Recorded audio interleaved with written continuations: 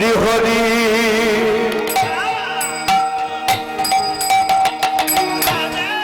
হরি বলে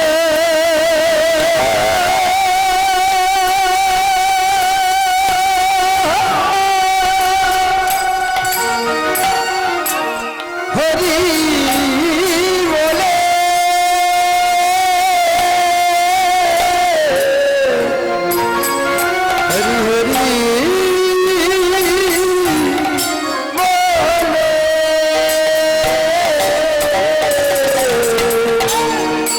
হরি হরি হরি হরি বলে হরি হরি হরি হরি বলে তো নয়নে বাজে আরে হরি হরি বলিতে না নয়নে বাহিনী নয়নে বাহে আরে হরি হরি হরি বল নয়নে বাহিনী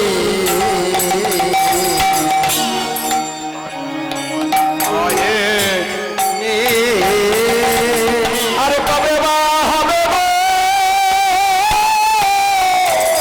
আরে কবে বা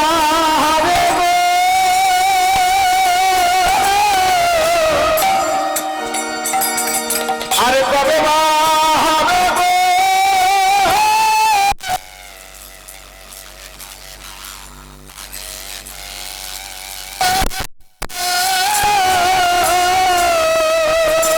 ওদের হরি বলিতে নয়নে ঝুরিবে আরে কবে বা হবে গো ওগো হরি বলিতে নয়নে ঝুরিবে আরে কবে বা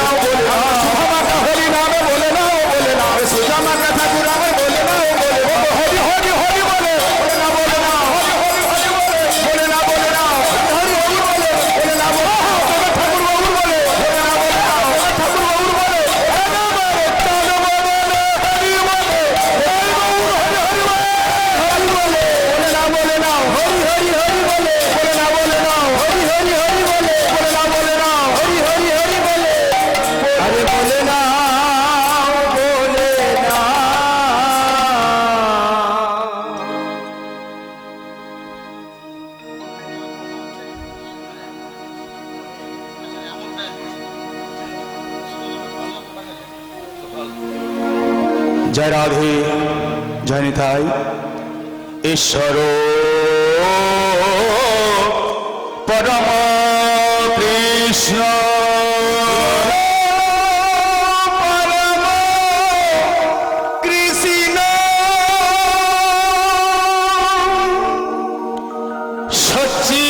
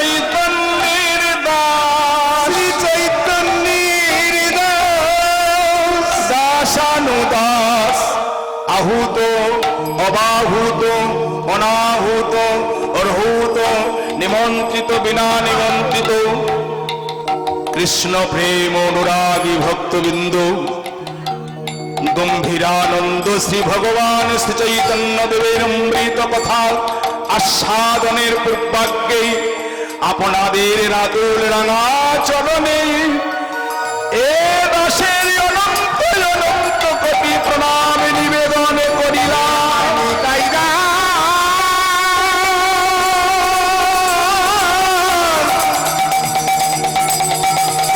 আমার গৌরের আপনাদের চরণে জানাই আমি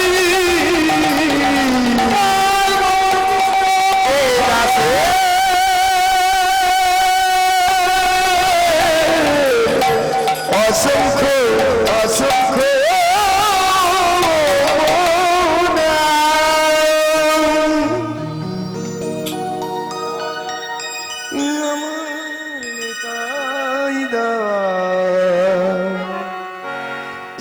আমার গৌরীর দাস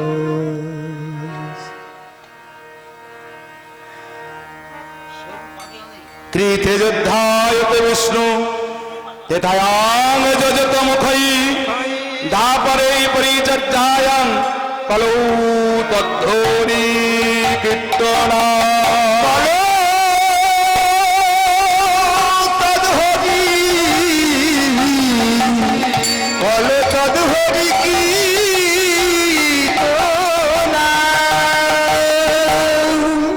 জয় রাধে। শ্রীমন মহাপ্রভু আমার পতিত পাবন গৌর হরি কলিজীবের দুরবস্থা দর্শন করে কলির অত্যাচারী পাপাচারী দুরাচারী কৃষ্ণ ভোলা জীবকে কৃষ্ণ বলাবার প্রত্যাশায় অদ্বৈত আচার্যের আকুল হাওয়ানে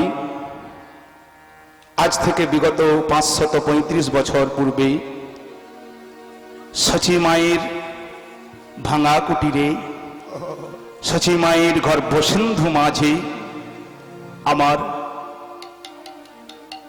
গোলক বিহারী কৃষ্ণ শ্রীধাম বৃন্দাবন পরিত্যাগ করে শ্রীধাম নবদ্বীপে শ্রী সচী গর্ভসিন্ধু মাঝে অদ্বৈত আচার্যের আকুল আহ্বানে এই শ্রীধাম নবদ্বীপে অবতার শুধু নয় অবতরী রূপে জন্মগ্রহণ করলেন। নিতাই গৌর হরি হরি হরি হরি। অদ্বৈত আচার্যের গুরুদেব মাধবেন্দ্রপুরী। মাধবেন্দ্রপুরী বলেছিল, অদ্বৈত যদি কাঁদতে হয়, যদি চোখের জল ফেলতে হয়, কথা নয় মা, কথা বলো না, কথা বললে হবে না মা, যদি চোখের জল ফেলতে হয় মা, অদ্বৈত আচার্য কে বলেছিলেন মাধবেন্দ্রপুরী, যদি চোখের জল ব্যয় করতে হয়, ওরে অদ্বৈত, শিগাল কুকুরের জন্য চোখের জল ব্যয় করে কোনো লাভ নেই।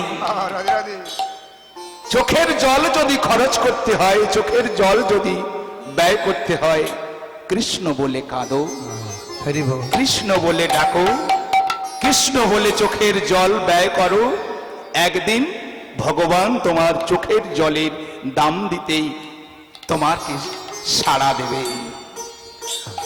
অদ্বৈত আচার্য মাধবেন্দ্রপুরী গুরুদেবকে বললেন, গুরুদেব, আমার মতো মূর্খের ডাকে কি ভগবান আসবে? রাধে রাধে মায়েরা, কথা বলো না মা। অদ্বৈত আচার্য বললেন, গুরুদেব, আমার মতো মূর্খের ডাকে কি ভগবান আসবে? মাধবেন্দ্রপুরী বললেন, অদ্বৈত, ভগবান কোন ধনী গরিব মূর্খ পণ্ডিত, কি ধনীর ছেলে, কি রাজার দুলাল, কি এমএলএ, কি মন্ত্রী, এগুলো ভগবান দেখে না। ভগবান কি দেখে জানো?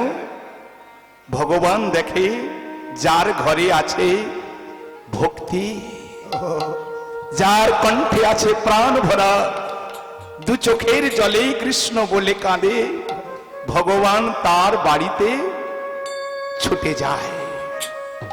এই নাও অদ্বৈত, সুরধনির কুলে এই গঙ্গা জল হাতে, এই গঙ্গা জল নিয়ে তুলসী পত্র দিয়ে হা কৃষ্ণ বলে ডাকো, ভগবান তোমার ডাকে সাড়া দেবে।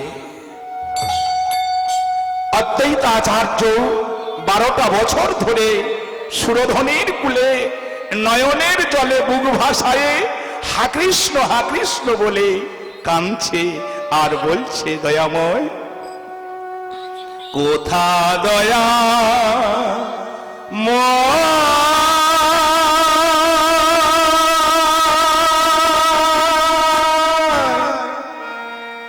কোথা কৃপাম,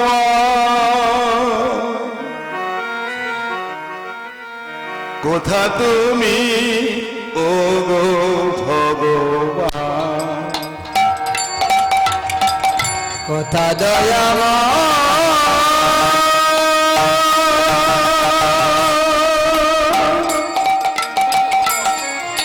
কোথা কৃপাময়,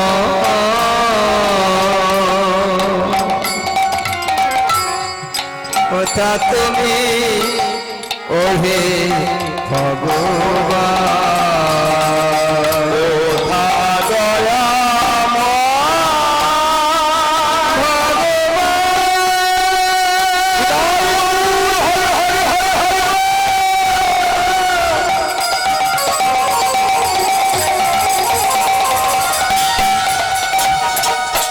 কোথা কোথা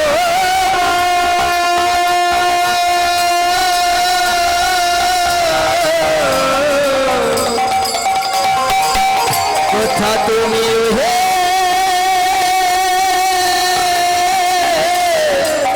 নারায়ণ,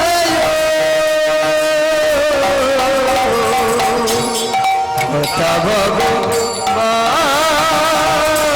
কোথা দয়াময়, কোথা তুমি ওহে নারায়ণ, কোথা দয়াময়, কোথা কৃপাময়, কোথা তুমি ও গো ভগবান, কোথা ভগবান,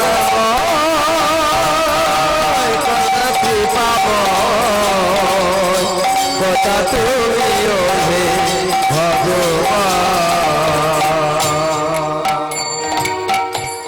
ডেকে ডেকে সারা কমে হই জরা তোমায় ডেকে ডেকে সারা হয়ে গেছি যারা ডেকে ডেকে সারা কমে হই জরা তোমায় ডেকে ডেকে সারা কানে হয়ে যারা তবু তো মিলে না রসা। তোমায় ডেকে ডেকে সারা হয়ে গেছি যারা তবু না মিলে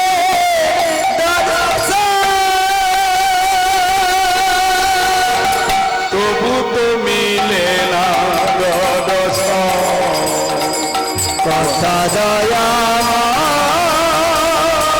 কথা কৃপাময় কথা তুমি ও গো ভগবান কথা দয়া হে দয়া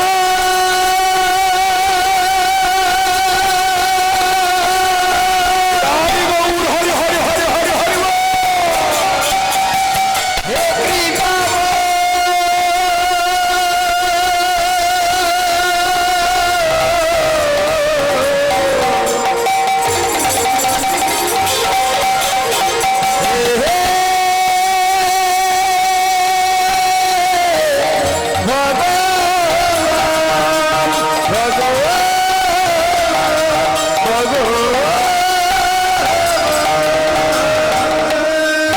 বলি হো চৈতন্য মহাপ্রভু কি জয় হাত উঠবে না মা। শ্যাম সুন্দর কি জয় গিরিধারী লাল কি জয় চৈতন্য মহাপ্রভু কি জয় বাহ। মাঝে মাঝে একটু হাত তুলবেন মা। এই বাবা, এই।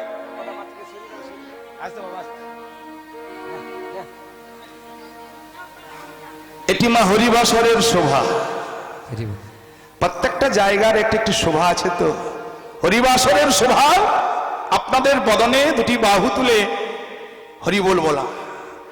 শশীর শোভা নিশি যেমন, নিশির শোভা কিন্তু তারা। আচ্ছা, ঔদাসিনীর ভজন শোভা, নদিয়ার শোভা কি বলুন তো গোরা। ঘরের শোভা বৃক্ষ যেমন, বৃক্ষের শোভা ফুল। ঔদাসিনীর ভজন শোভা জাতির শোভা কুল। ঔদাসিনীর ভজন শোভা যোগীর শোভা জুটা জোটা। ব্রাহ্মণের পয়তা শোভা মায়েদের শোভা কপালে সিঁদুরে সিঁদুরের ফোঁটা। কটি মায়ের কপালে এখন আছে বলুন তো মা, কথা বলো না। এখন তো মায়েদের কপালে সিঁদুর বাবা আছে। এখন তো কম্পিউটারের যুগ, এখন নিল আর দিল। তবু আমাদের ভেতরের মায়েরা একটু লাল রঙের টুক পরে। যখন আমরা কলকাতার ভিতরে চলে যাই মা, সে দেখি ৬০-৬৫ বছরের ঠাকুমা নাতি নাতনি হয়ে গেছে, হলুদ রঙের শাড়ি পরলে হলুদ রঙের টুক পরে। আবার পরের দিন ফিরে দেখি সবুজ রঙের শাড়ি পরলে সবুজ রঙের টুক পরে। আবার কোন কোন ক্ষেত্রে দেখা যায় হাতে শাঁকা আছে তো সিঁদুর নেই, আবার সিঁদুর থাকলে শাঁকা নেই। এটা মা নারীর কিন্তু মা শোভা নয়। নারীনাং ভূষণাং প্রতি সর্বরি ভূষণাং চন্দ্র, পৃথিবী ভূষণাং রাজা, বিদ্যা হলো সকলের ভূষণ। তাহলে মা ব্রাহ্মণের পয়তা শোভা, মায়েদের শোভা কপালে সিঁদুরের ফোঁটা। সর্বরের শোভা পদ্ম যেমন, পদ্মের শোভা অলি। আজকের এই আসরের শোভা আপনাদের বদনে বলুন নিতাই গৌর, নিতাই গৌর হরি। ভগবান কৃষ্ণ মা জয় রাধে গীতায় বলেছেন, সর্বধর্মান্ন পরিত্যাজ্য মামেকাং শরণাং ব্রজ অহং তাং সর্ব পাপেভ্যো মোক্ষসামি মা শুচ। ভগবান কৃষ্ণ অর্জুনকে বললেন, কথা নয় মায়েরা শুনুন, কেন হাত তুলতে হবে? এমনি হরিনাম করলে হবে না? বলছে না, আত্মসমর্পণ করতে হবে। আত্মসমর্পণ না করলে ভগবানকে পাওয়া যায় না। কেউ যদি, ভগবান বললেন, ওহে অর্জুন, কোন ভক্ত যদি সব কিছু ভুলে গিয়ে দুটি বাহু তুলে আত্মসমর্পণ করে, আমি তাকে কৃপা না করিয়া থাকিতে পারি নাই। আত্মসমর্পণ করতে হবে। তাই ভগবান আরেক নাম হলো বাঞ্ছা কল্পতরু, বিপদহারী মধু। ভগবানের নাম কি মা? বাঞ্ছা কল্পতরু। তার কাছে যে যা মনের বাসনা কামনা করে, ভগবান তাহা পূর্ণ করিয়া থাকে। আর বিপদের সময় ভগবানকে ডাকলে ভগবান বিপদহারী মধুসূদন ভক্তের কাছে ছুটে যায়। তাই ভক্তদের কাছে ছুটে যায় বলে ভক্তরা নাম দিয়েছে বাঞ্ছাকল্পতরু বিপদহারী মধুসূদন। এবারে শুনুন মা, যখন দ্রৌপদী বস্ত্রহরণ করেছিল, কে? দুঃশাসন। জানেন তো, দ্রৌপদীর যখন বস্ত্রহরণ হয়েছিল, দুঃশাসন যখন বস্ত্রহরণ করতে গিয়েছিল, তখন দ্রৌপদী কি করছেন দেখেন। ভগবান কৃষ্ণকে এক বাহু দিয়ে, এক হাত দিয়ে ভগবানকে ডাকছে, এক হাত তুলে, আর এক হাত দিয়ে বসন চেপে ধরেছে, চিৎকার করে কাঁদছে, কোথায় বিপদহারী মধুসূদন, এই বিপদ থেকে তুমি আমাকে রক্ষা করো। কিন্তু ভগবান যেতে পারছে না। নারদ তখন ভগবান কৃষ্ণকে বললেন, কৃষ্ণ, ওগো প্রভু, শুনেছি তোমার নাম ভক্তরা দিয়েছে বাঞ্ছা কল্পতরু বিপদহারী মধুসূদন। তাই যদি হয় এই বিপদের কালে, আচ্ছা প্রভু, এই নামটা তোমাকে কে দিয়েছে? তুমি নিজেই নিয়েছো না তোমার ভক্তরা দিয়েছে? কৃষ্ণ বললেন, এই নামটা আমার ভক্তরাই আমাকে দিয়েছে। কি বলেন? কেন দিয়েছে? বিপদের সময় তুমি ভক্তের কাছে যাও বলে, তো ভক্তকে কৃপা করো বলে ভক্তরা নাম দিয়েছে বিপদহারী মধুসূদন। তাহলে দ্রৌপদী এখন বিপদে পড়ে তোমাকে ডাকছে, তো তুমি বিপদহারী মধুসূদন কেন? কেমন ভাবে হবে? তোমার নামে কলঙ্ক হবে। তুমি এই বিপদের কালে দ্রৌপদীর কাছে যাচ্ছটা কেন? ভগবান কৃষ্ণ বললেন, নারদ, আমি তো দ্রৌপদীর কাছে যাব বলে প্রস্তুতি হয়েছি, কিন্তু দ্রৌপদী আমাকে, আমার কৃপা পাওয়ার জন্য দ্রৌপদী এখনো নিজে প্রস্তুতি হতে পারে না। কিরকম না? দ্রৌপদী এখনো বিশ্বাস করতে পারেনি, আমার প্রতি এখনো নির্ভরশীল হতে পারে না। রাধে রাধে। ওই দেখো, দ্রৌপদী এক হাত দিয়ে ভগবানকে ডাকছে আর এক হাত দিয়ে বসন চেপে ধরেছে। তার মানে দ্রৌপদীর এখনো মনের মধ্যে একটু সংশয় আছে, কি যে ভগবান কৃষ্ণ সত্যি কি আসতে পারে? আমি যদি দুবাহু ছেড়ে দেই, আমি যদি উলঙ্গ হয়ে যাই, ভগবান কি সত্যি আসবে? এই যে মনোভাব এখনো নির্ভরশীল হতে পারে না। তাই আমি যেতে পাচ্ছি না। বোঝা গেছে মা? যখন দেখলো দুঃশাসন জোর করে সজোরে যখন টান মেরেছে, হরি হরি বল, যখন দ্রৌপদী সজোরে টান মেরেছে, তখন দ্রৌপদী আর নিজেকে রক্ষা করতে পারলেন না। তখন একবারে দুটি বাহু তুলে, দুটি দুটি বাহু তুলে বিপদহারী মধুসূদন, কোথায় বিপদ ভঞ্জন মধুসূদন কৃষ্ণ, দেখা দাও, দেখা দাও, দেখা দাও, তুমি রক্ষা করো। এইবারে ভগবান কি আর থাকতে পারে গো, ছুটে গেলেন বিপদ ভঞ্জন মধুসূদন দ্রৌপদীর কাছে। তাহলে মা, সর্বহারা না হলে, ভগবানের কাছে আত্মসমর্পণ না করলে ভগবানকে পাওয়া যায় না। তাই আত্মসমর্পণ করুন, বলুন নিতাই গৌর প্রেমানন্দ হরি হরি হরি। একটা কথা কি মা, এই যে দ্রৌপদী যে মা বস্ত্রটি পেল, এহ পূর্বজন্মের কিছু খাতা ছিল তো, পূর্বজন্মের খাতা ছিল না? পূর্বজন্মের না খাতা থাকলে পাওয়া যায় না।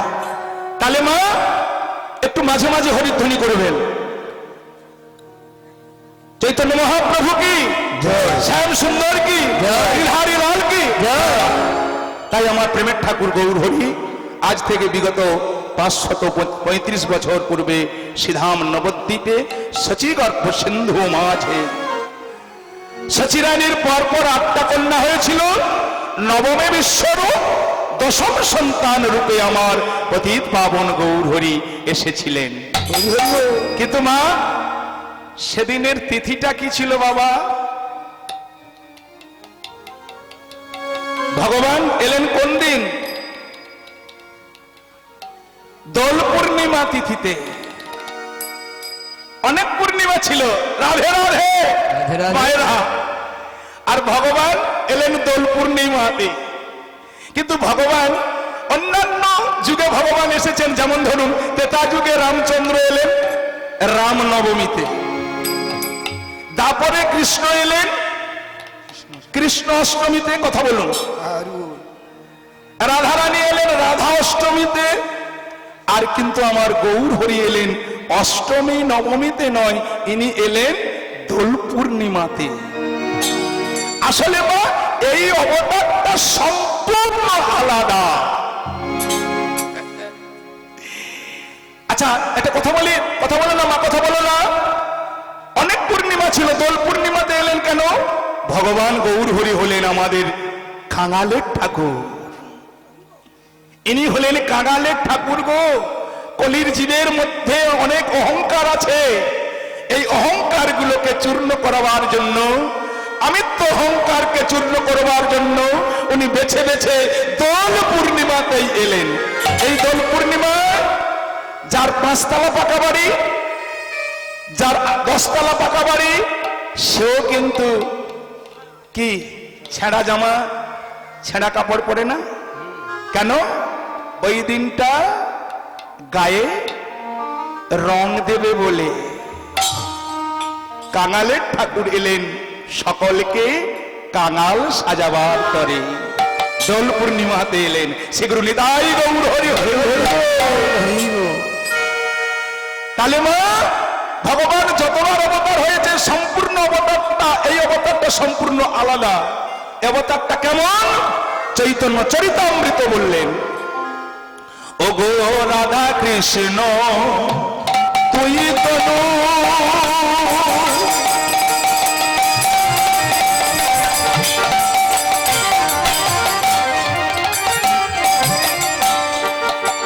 ভক্তমন্ডলী ভক্তিমতী মায়েরা, আমার গৌর হরির মধ্যে আছে দুটি তনু, কি রাধা কৃষ্ণ তুই তনু।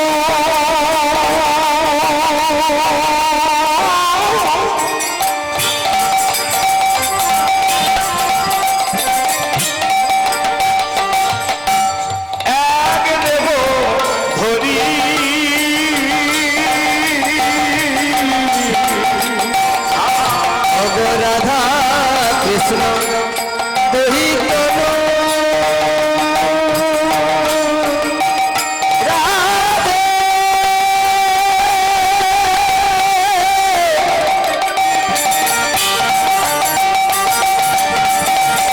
রাধে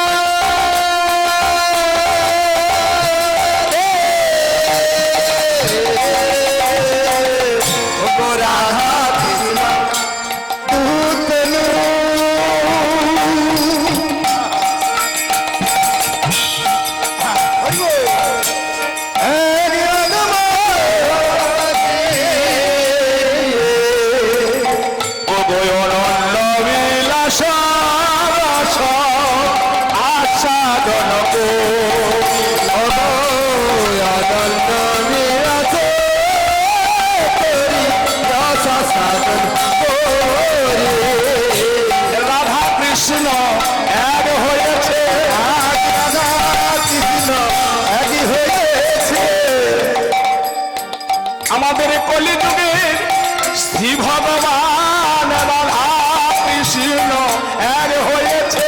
আমার কলিযুগে শ্রী ভগবান রাধা কৃষ্ণ এক হয়েছে। এই যে গোবিন্দের গো শিরাধাররা দুয়ে দিলে হলো গোরা।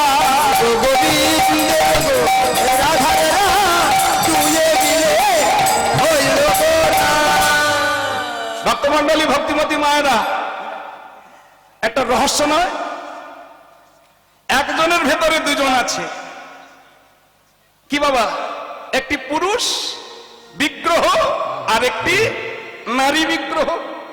পুরুষ বিগ্রহীটিকে মা ভগবান কৃষ্ণ, আর নারী বিগ্রহটি হলেন শ্রীমতী রাধা রানী। এই জন্য বলছে ভগবান যতবার অবতার হয়েছে, সমস্ত অবতারের সার আমার গৌর অবতার।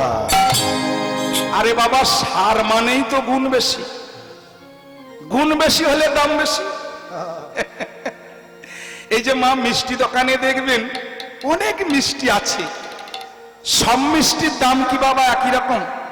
দেখুন তত্ত্বটা কি ভাবছে। রসগোল্লার চেয়ে রসমালাইয়ের দামটা কিন্তু অনেক বেশি। কেন বেশি? গুণ বেশি, স্বাদ বেশি। তাহলে ভগবান যতবার অবতার হয়েছে গৌর অবতারের দাম বেশি, তার মানে গুণ বেশি।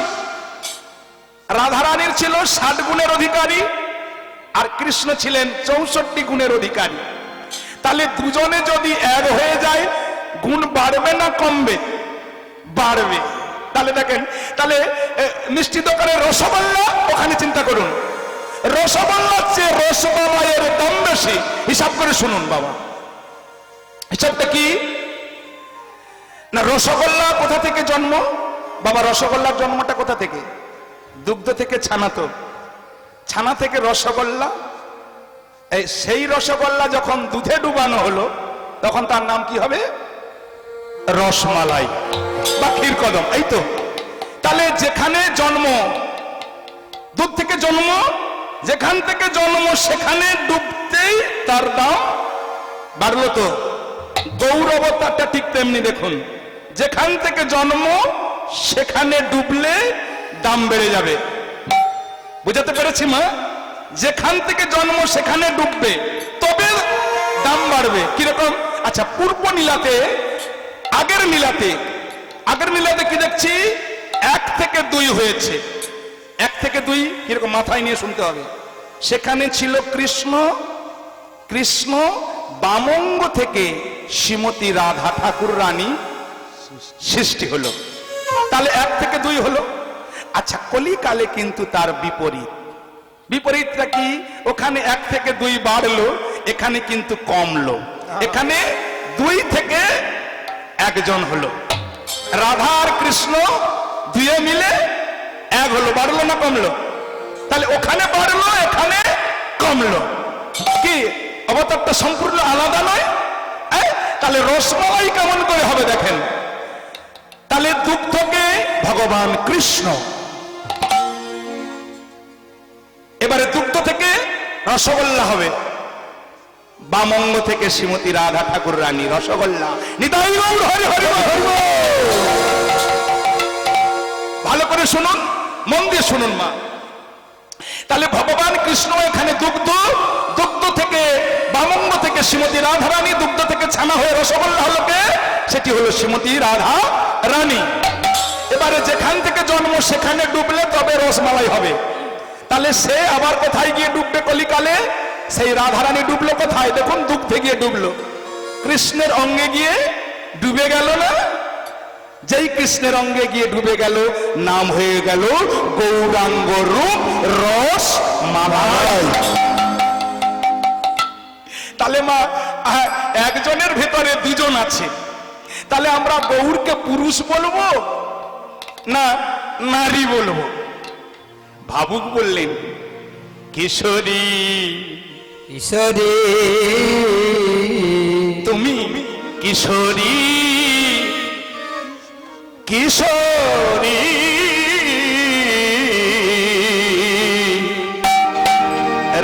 কিশোরী না শ্যামসুন্দরী, কিশোরী কিশোরী কিশোরী। রাইসরি না কিশোরী কিশোরী কিশোরী কিশোরী, রাইসরি না কিশোরী কিশোরী কিশোরী কিশোরী না শ্যামসুন্দরী, কিশোরী কিশোরী কিশোরী, রাইসরি না কিশোরী। একই অঙ্গে দুয়ের ভাজা,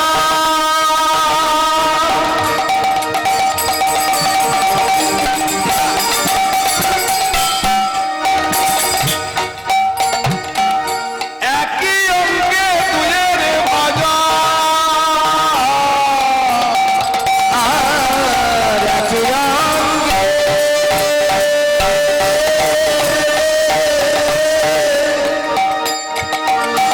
একই অঙ্গে দুয়ের ভাগা,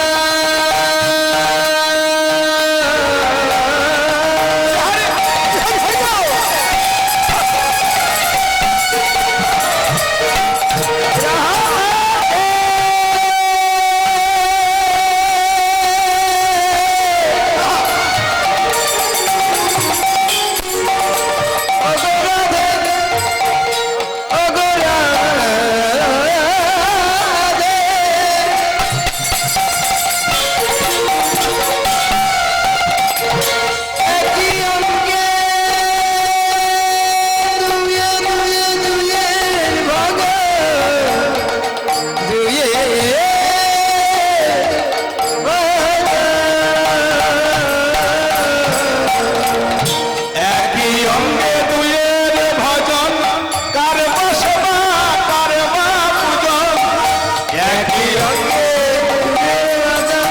কার রচনা কার ভাবনা, কি আনন্দ হৃদ বৃন্দাবন, কি আনন্দ হিন্দাব, কি আনন্দ হৃদ বৃন্দাবন, কি আনন্দ হিন্দাব, রূপে জগৎ আলো করে।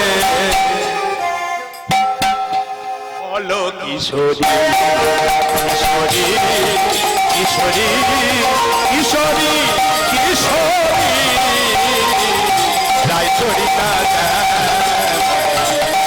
কিশোরী কিশোরী,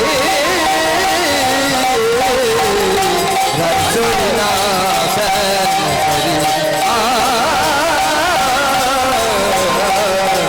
রাইসরি না শ্যামসুন্দরী।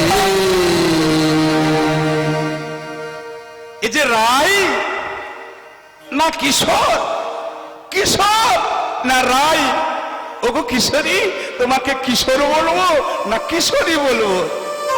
একই অঙ্গে দুয়ের ভজন, রাধা কৃষ্ণ মিলিত তনু আমার গৌর হরি। এই জন্য চৈতন্য চরিতামৃতে মা প্রথমেই পাঠটি কি আছে, জয় জয় শ্রী চৈতন্য জয় নিত্যানন্দ। জয় জয় শ্রী চৈতন্য কেন বলা হয়েছে? ওইখানটা দুবার জয় জয় আছে না, রাধারানীর জয় এবং কৃষ্ণের জয়। সেই দুজনে এক হয়ে গেল। এবারে পদকর্তা বলছে, অবতারের সাথ গোড়ায় অবতার, কেন না চিনলি তার রে।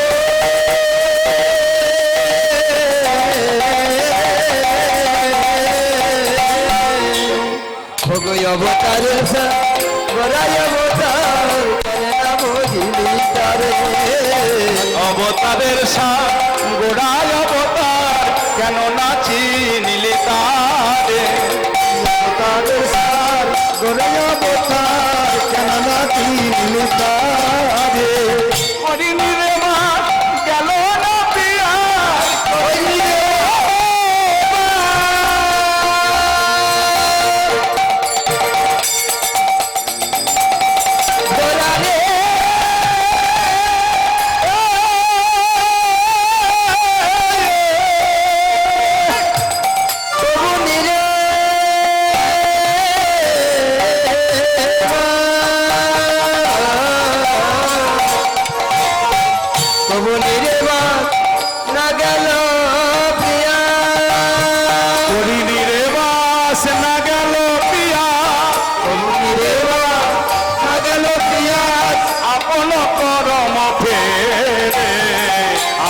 করম ফেরে। ওগো কবুনি রে বাস নাগে প্রিয়া আপন করম ফেরে আপন করম ফেরে এমন হয় না আর হবার নয় রে, হয় না আর হবার নাই রে এমন হয় না আর হবার নয় রে, এমন হয় না আর হবার নাই রে কোন অবতারের সার গোড়ায় অবতার হয় না আর হবার নয় রে। অবতারের সার গোড়ায় অবতার হয় না আর হবার নাই রে এমন হয় না আর হবে না রে, হয় না আর হবে না রে প্রেময় অবতার গৌর হরি হয় না আর হবে না রে সার বদনে বলুন হরি, হয় না আর হবার নাই রে এবার সার বদনে বলুন হরি, আরে হয় না আর হবে না রে বলে আমার গৌর হরি।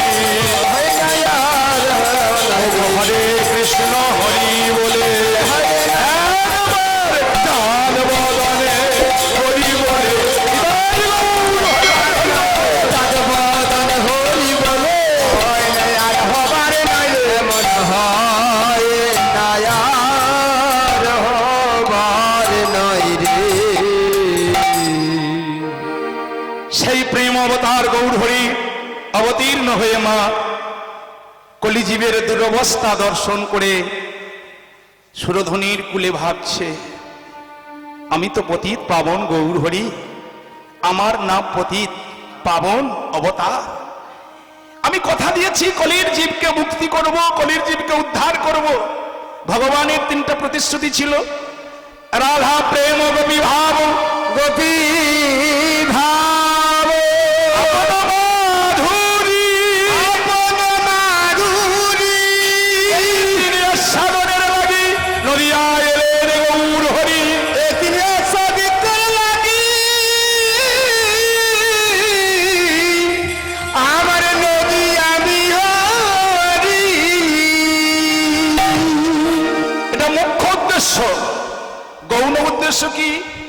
হরিনাম সংকীর্তনের দ্বারা জগৎ জীবকে উদ্ধার করব। কিন্তু ভক্তমণ্ডলী, ভক্তিমতী মায়েরা, বাবারা, তখনকার দিনে কিছু কিছু অহংকারী, দাম্ভিক, নাস্তিক, তর্কলঙ্কা, বাচস্পতি, কেশব কাশ্মীর, সার্বভৌম ভগবানের এই মতটাকে মেনে নিতে পারলেন না। সুরধনির কুলে আমার গৌর হরি কাঁদছে জীবের জন্য। আমি বৃন্দাবন ত্যাগ করে এলাম কিসের জন্য? যে বৃন্দাবনে আমার শ্রীমতী রাধারানী ছিল, যে বৃন্দাবনে আমার ব্রজগোপী ছিল, যে বৃন্দাবনে আমি রাজার ছেলে ছিলাম, রাজা ঐশ্বর্য ছেড়ে দিয়ে, সুখ শান্তি ছেড়ে দিয়ে, সব থেকে দামি জিনিস শ্রীমতী রাধারানীকে ছেড়ে দিয়ে আমি নবদ্বীপে এলাম। কেন? আমি যে কথা দিয়েছি এই নবদ্বীপে এসে জগৎ জীবকে আমি উদ্ধার করব, কিন্তু এরা যে এখনো আমার এই মতটাকে মেনে নিতে পারছে না। কিন্তু আমি কেমন করে উদ্ধার করব? সর্বশেষ পর্যন্ত গৌরহরি অনেক কৌশল করেছিল, কিন্তু দেখলেন এখনো কিছু কিছু ব্যক্তি রয়ে গেছে, তাদের মুক্তির জন্য গৌরহরি সন্ন্যাস ধর্ম গ্রহণ করলেন। কেন? উনি কিন্তু পাঁচটা জিনিস বর্জন কথা বলেছে, যদিও আমাদের পিন্টু ভাই বলে গেছে, অশ্বমেধ গোপালম্বা সন্ন্যাস পালপৈত্রিকম দেবরণে সুতোৎপত্তি কালো পঞ্চ বিভজ্জয়। অশ্বমেধ যজ্ঞ, গোমেধ যজ্ঞ গৌরহরি বললেন কলিকালে নেই। অশ্বমেধ যজ্ঞ নেই, গোমেধ যজ্ঞ নেই। অশ্বমেধ গোপালম্বা সন্ন্যাস পালপৈত্রিকম, এই কলিকালে সন্ন্যাস ধর্ম নিষেধ। পালপৈত্রিকম মানে পিতামাতার শ্রাদ্ধের দিন নিজেও মদ খাওয়া হবে না, অপরকেও মদ খাওয়ানো চলবে না, নিজেও মাংস ভক্ষণ করা হবে না, অপরকেও মাংস খাওয়ানো হবে না। দেবরের সুতোৎপত্তি।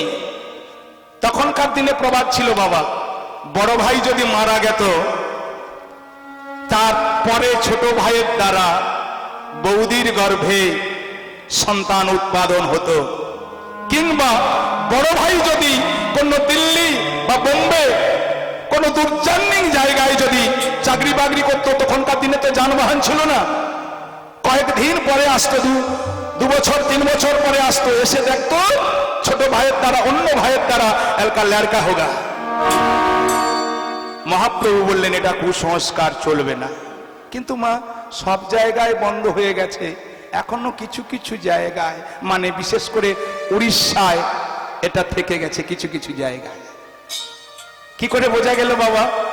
আমাদের দেশে এই উড়িষ্যার একটি পণ্ডা আমাদের একটি বাজারে বাস করত, কিছুদিন আগের কথা বলছি, বেশ কিছুদিন আগের কথা। তখন সে পণ্ডাটি আমাদের দেশে ভিক্ষা করে 2-4 বছর পরে, মায়েরা শুনুন, 2-4 বছর পরে একবার করে বাড়ি যেত। তা একদিন সকালবেলা দেখছি আমাদের দেশে খুদ মিষ্টি পাওয়া যায়, খুদ মিষ্টি বোঝেন তো, মিহিদানা। সকাল সকাল 7 সকালে উঠে ওই বাজারে যত ছোট ছোট ছেলে মেয়ে এসেছিল সকলকে খুদ মিষ্টি দিচ্ছে। তা একজন জিজ্ঞাসা করছে, ও পান্ডাজি কি হলো, সকাল সকাল এত মিষ্টি দান করছো, কি ব্যাপার? না, বলে খবর এসেছে আমার লড়কা হয়েছে, লড়কা হোগা। তা তুমি কতদিন যাও না? বলে 3 বছর যাওয়া হয় না। তার লড়কা হলো কি করে? 3 বছর যায়নি, তার লড়কা হয়ে গেছে। শালা উড়িয়া মোড়া কি বললো জানো? বলে কলা গাছের যে ভাতার নেই তার আবার ভরা হয় কি করে?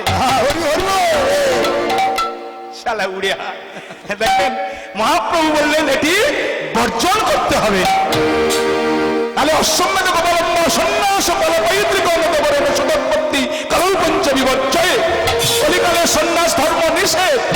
কিন্তু মহাপ্রভু ওই যে কেশব কাশ্মীর, তর্কলঙ্কা, বাচস্পতি, এদেরকে মুক্তির জন্য মহাপ্রভু চিন্তা করলেন আমাকে সন্ন্যাস ধর্ম করতেই হবে। কেন? ওরা যদি আমাকে সন্ন্যাস পদ্ধতিতেও প্রণাম করে, সন্ন্যাস জ্ঞানেও যদি আমার চরণে একটু মাথা নত করে, আমি ওদেরকে উদ্ধার করব, আমি প্রতিজনকে উদ্ধার করব। এই জন্য সন্ন্যাস ধর্ম গ্রহণ করলেন।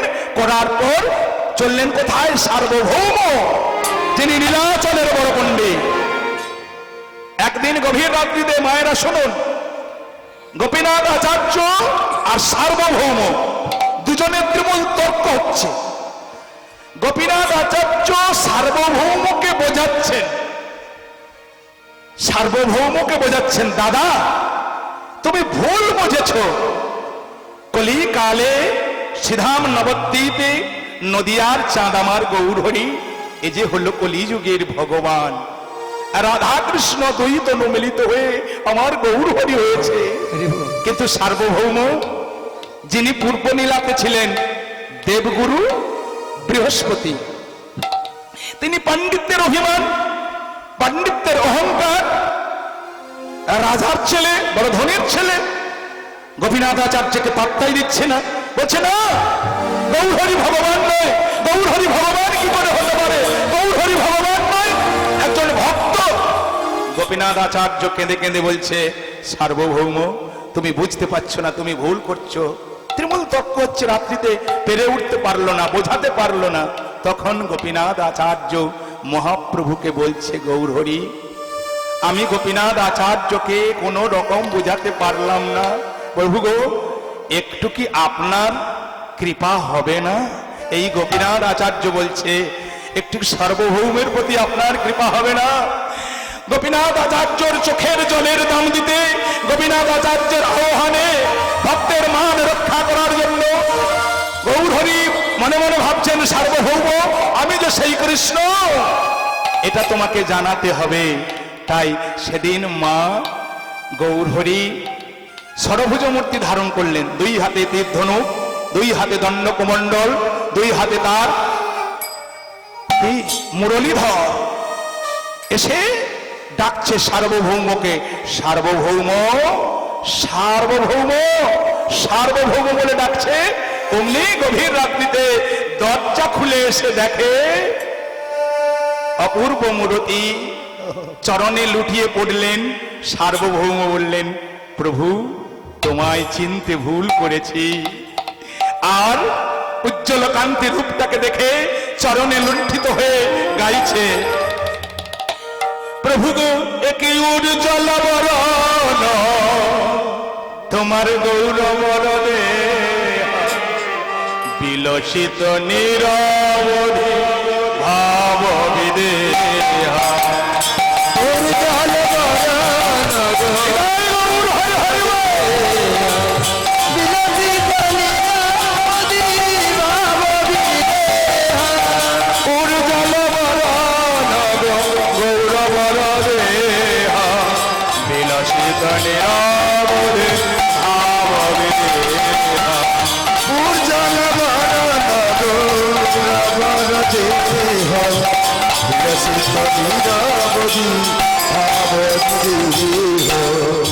ত্রিভুবন পাবন কৃপয়ালেশ, ভুবন পাবন কৃপয়ালেশ, ত্রিভুবন পাবন কৃপয়ালেশ, ভুবন পাবন।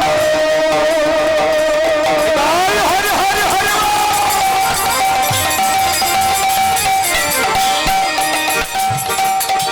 ত্রিভুবন পাবন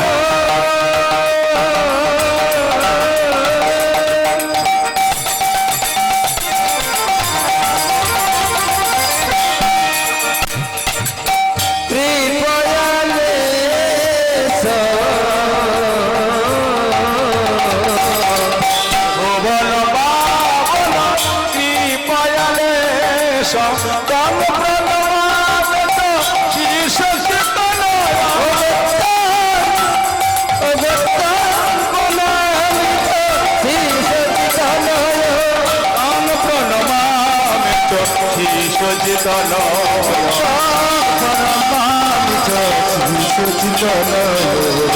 উজ্জ্বল বরণ গৌরবর রে বিলসিত নিরবধি ভাব বিদেহা। উজ্জ্বল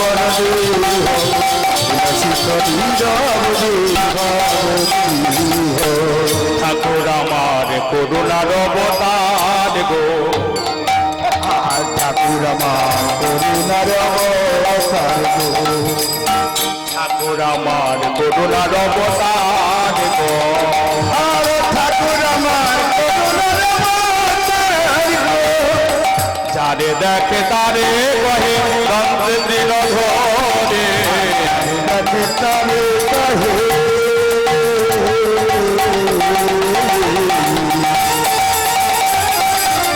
যারে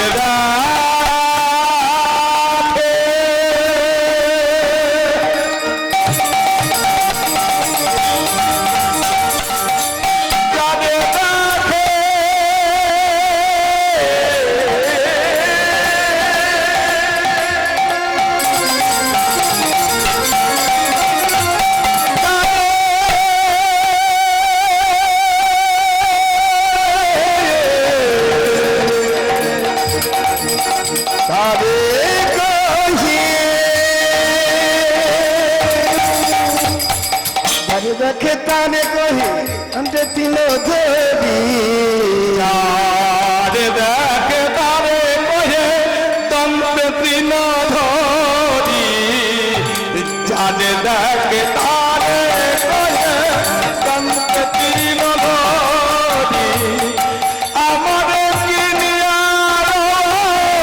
বল গৌর হরি, আরে আমারে কিনিয়া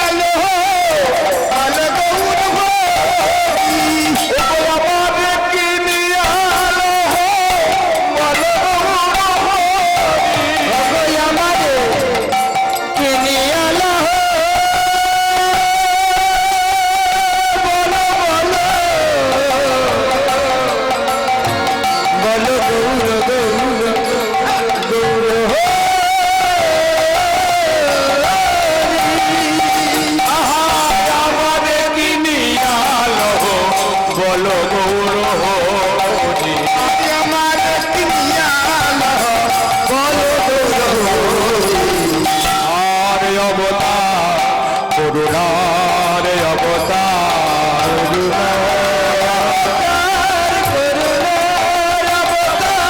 করুণার